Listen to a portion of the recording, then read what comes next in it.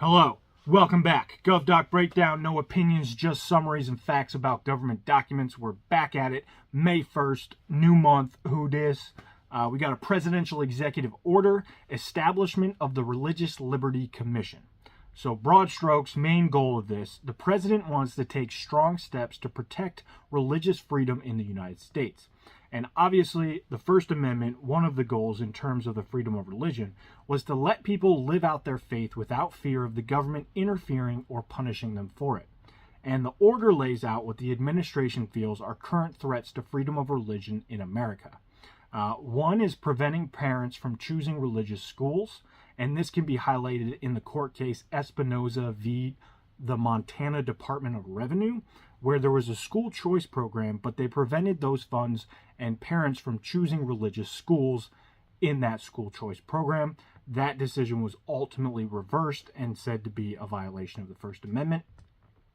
Also, it lays out that churches are being threatened with the loss of nonprofit status.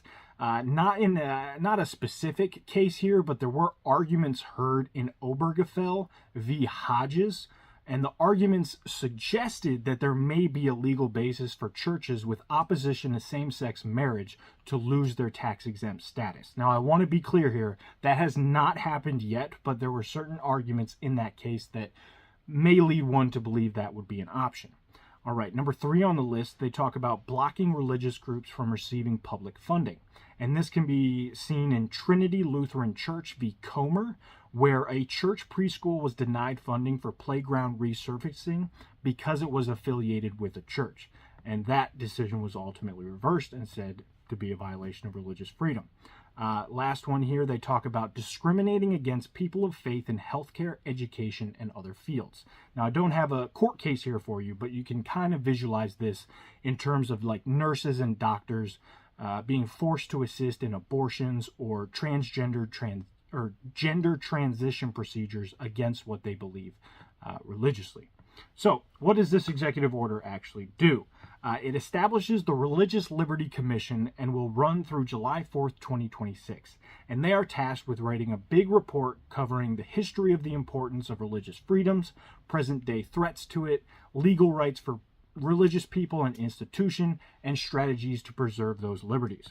It will also study hot-button topics like prayer and religion in public schools, vaccine mandate objections based on religious beliefs, censorship or retaliation against people for religious beliefs, etc.